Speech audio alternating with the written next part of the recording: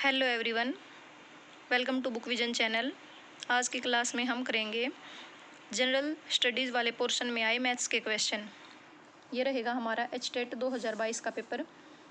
तो देखिए, जो फर्स्ट क्वेश्चन है वो क्या आया था कि 150 विद्यार्थियों द्वारा प्राप्त औसत अंक 35 थे। यदि इनमें से उत्तीर्ण विद्यार्थियों का औसत प्राप्तांक 39 हो तथा अनुत्तीर्ण विद्यार्थियों का औसत प्राप्तांक 15 हो तो परीक्षा में उत्तीर्ण होने वाले विद्यार्थियों की संख्या ज्ञात कीजिए। तो देखिए, क्वेश्चन में क्या दे रखा है कि टोटल विद्यार्थी दे रखे हैं वो हैं 150 और उनमें से क्या हुआ, कुछ तो उत्तीर्ण हुए होंगे, उत्तीर्ण मीन्स पास, और अनुत्तीर्ण मीन्स फेल, और कुछ क्या हुए होंगे, फेल।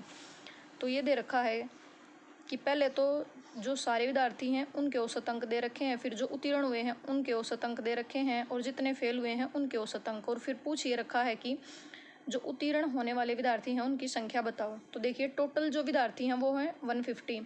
तो उत्तीर्ण को हम मान लेंगे ए, तो अनुत्तीर्ण कितने हो जाएंगे 150 माइनस ए। तो देखिए, जो टोटल अंक हैं वो हम कैसे कैलकुलेट करते हैं कि जितने विद्यार्थी हों मल्टीप्लाई औसत अंक। तो ये तो सभी के कि 150 टोटल विद्यार्थी थे कि उन्होंने टोटल अंक कितने प्राप्त किए। तो टोटल में क्या होंगे, कुछ तो उत्तीर्ण और कुछ अनुत्तीर्ण, तो उनकी संख्या हमने मान ली। तो उत्तीर्ण है, उनके औसत अंक है 39। तो यहाँ मल्टीप्लाई किया कि जो उत्तीर्ण विद्यार्थी हैं उन्होंने कितने अंक प्राप्त किए, प्लस अनुत्तीर्ण हुए उनको मल्टीप्लाई किया कि उनके औसत अंक कितने हैं। तो जब इनको बराबर रखेंगे टोटल के तो हम पता लगा पाएंगे कि जो उत्तीर्ण हुए विद्यार्थी हैं उनकी संख्या क्या है। तो हमने यहाँ मल्टीप्लाई करके ये इक्वेशन सोल्व करी। तो जो हमने x या a माना था उसकी वैल्यू क्या निकल के आ जाएगी कि उत्तीर्ण हुए विद्यार्थियों की संख्या, क्योंकि a हमने मान रखा था उत्तीर्ण हुए विद्यार्थियों की संख्या। तो ऑप्शन नंबर जो सेकंड है वो इसका राइट आंसर हो जाएगा। नेक्स्ट देखिए कि यदि a की power x is equal to B, फिर है b की power y is equal to C, और c की power z is equal to a हो तो x y z का मान क्या होगा। तो देखिए, हम यहाँ रखेंगे जो c की पावर z दे रखी है उसके बराबर है a, तो c किसके बराबर है, c बराबर है b की पावर y। तो यहाँ c के प्लेस पे क्या रख लेंगे, b की power y is equal to z, b की पावर y यहाँ रख लेंगे c के प्लेस पे, और उसकी पावर क्या है z इज इक्वल टू क्या है a, और फिर जो b है वो किसके बराबर है, a की पावर x। तो b के जगह पे क्या रख लेंगे हम, b की जगह पे हम रख लेंगे यहाँ a की पावर x। तो जब पावर की पावर होती हैं तो वापस में क्या हो जाती है, मल्टीप्लाई। तो a की पावर क्या हो गई इधर x y z, और दूसरी तरफ क्या है a, और उसकी कुछ पावर नहीं दे रखी तो मीन्स उसकी पावर क्या है 1। तो यहाँ जब बेस सेम होते हैं और यदि ये बराबर हैं तो जो पावर है वो उनकी बराबर होएंगी, तो एक्स वाई जेड है वो किसके इक्वल हो जाएगा, 1 के। तो ऑप्शन नंबर सेकंड इसका राइट आंसर हो जाएगा। नेक्स्ट देखिए कि वह छोटी से छोटी पूर्ण वर्ग संख्या ज्ञात कीजिए जो 4, 5, 6, 15 और 18 से पूर्णतः विभाजित हो। तो देखिए, यदि पूर्ण वर्ग संख्या विभाजित होगी तो जो इनके फैक्टर हैं उन नंबर से भी वो संख्या पूरी तरह से विभाजित होगी। तो 4 के फैक्टर, वैसे हम पूरा 4 भी ले सकते हैं कि जो भी पूर्ण वर्ग संख्या होगी वो 4 से डिवाइड होनी चाहिए, 5 से।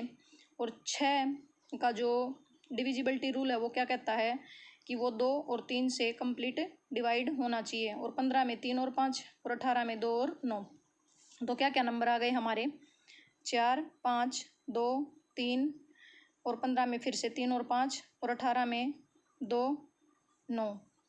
तो देखिए कि इन नंबर से हम चेक कर लेंगे कि जो जैसे हम यहाँ जाएंगे ऑप्शन से कि जो 4 है 800 को कंप्लीट डिवाइड करता है, 5 भी करता है, 2 भी, 3 का डिविजिबिलिटी रूल क्या होता है कि उनके जो डिजिट होते हैं उनका जब हम सम करें तो वो 3 से कंप्लीट डिवाइड होना चाहिए, लेकिन 800 है, 8 है, 8 आया इनका सम, जो डिजिट है उनका सम, तो वो 3 से कंप्लीट डिवाइड नहीं हो रहा। उसी तरह से जो 5 है यहाँ लास्ट में, तो ये 2 को डिवाइड, 2 से कंप्लीट डिवाइड नहीं होगा ये। यदि हम बात करें 900 की, तो 900 है वो 4 से भी कंप्लीट डिवाइड होता है, 5 से भी, 2 से भी, 3 से भी। तो ये पूर्ण वर्ग संख्या क्या हो जाएगी 900। और 361 को भी आप चेक कर सकते हैं कि ये तो 2 से ही कंप्लीट डिवाइड नहीं हो रहा, तो ये पूर्ण वर्ग संख्या नहीं होगी। तो ऑप्शन नंबर 3। नेक्स्ट देखिए कि यदि √5 की पावर दे रखी है -5/2 मल्टीप्लाई में √5 की पावर -3/2, इसका मान निकालना था हमें, क्या होगा। देखिए बेस सेम है तो पावर क्या हो जाती हैं, ऐड। तो यहाँ पावर है -5/2 और यहाँ क्या है -3/2।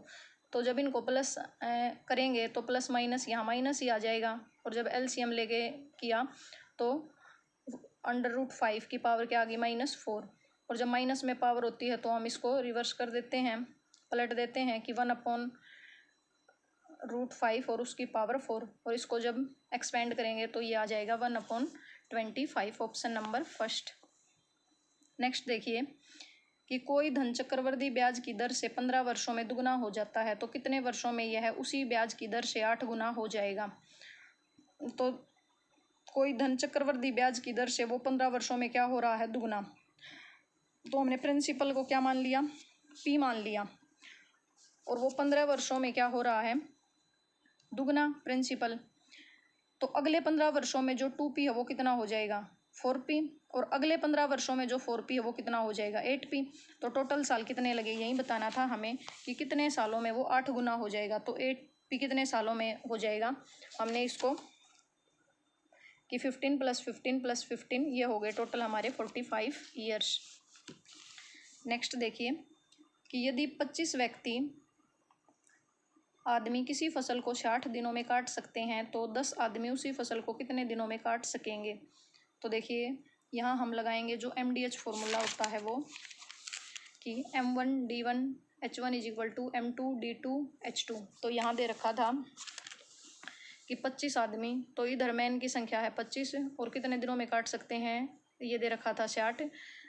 तो 10 आदमी, तो 10 आदमियों का पूछा था कि वो कितने दिनों में काट सकेंगे। तो हमने जब इनको रीअरेंज किया और डी की वैल्यू की दिनों की संख्या निकाली तो वो कितनी आई हमारी, 150। Option number 4।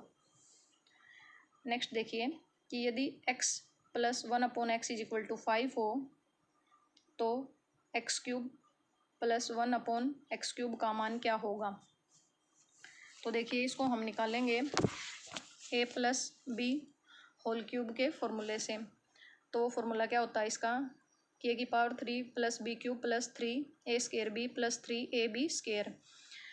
तो हमें दिया क्या है कि x + 1/x = 5। तो इधर हम पूरे का क्यूब करेंगे तो इधर भी क्या करना पड़ेगा, क्यूब करना पड़ेगा। और जब हमने इसको सोल्व किया तो यहाँ वैल्यू निकल के आई हमारी x³ + 1/x³, ये +3x + 3/x = 125। तो देखो हमें इसकी वैल्यू पता करनी थी। तो इन दोनों में क्या कॉमन है, 3 हमने कॉमन लिया, यहाँ क्या बचा x और इधर से 1/x। और इस x + 1/x की जो वैल्यू है वो क्या दे रखी थी, 5। यहाँ वैल्यू पुट करी और हमने जब इनको रीअरेंज किया तो x³ + 1/x³ की वैल्यू निकल के आई 110। Option number second. नेक्स्ट देखिए 79, ये था हमारा कि √8 + 2 √8 प्लस ये दे रखा था कि इसका मान ज्ञात कीजिए। तो देखिए हम इसको मान लेंगे x के बराबर की जो भी दिया गया है, और ये क्या दे रखा है कि आगे ये कंटिन्यू है, ये सेम चल रहा है। तो दोनों तरफ हम जब क्यूब करेंगे तो यहाँ क्यूब किया तो यहाँ भी करेंगे, सॉरी भाई ये है स्केयर करेंगे हम दोनों तरफ। तो क्या हो जाएगा, x² वो किसके इक्वल हो जाएगा, यहाँ स्केयर से स्केयर रूट कैंसिल। तो ये आया हमारा 8 प्लस ये बाकी का सेम रहेगा और ये आगे भी चल रहा है। तो x² वो किसके इक्वल हो गया, 8 + 2x। x क्यों लिया हमने दोबारा से, क्योंकि जो x हमने माना था ये सेम बाद में यहीं चल रहा है।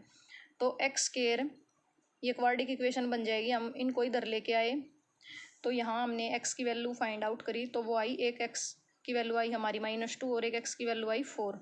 तो माइनस में वैल्यू हम रखेंगे नहीं, यहाँ जो x की वैल्यू है वो क्या हो जाएगी, 4। आज का लास्ट क्वेश्चन रहेगा कि यदि वर्ग की प्रत्येक भुजा में 50% की वृद्धि हो जाए तो इसके क्षेत्रफल की प्रतिशत वृद्धि ज्ञात कीजिए। तो देखिए, प्रत्येक भुजा में 50% की वृद्धि करी है।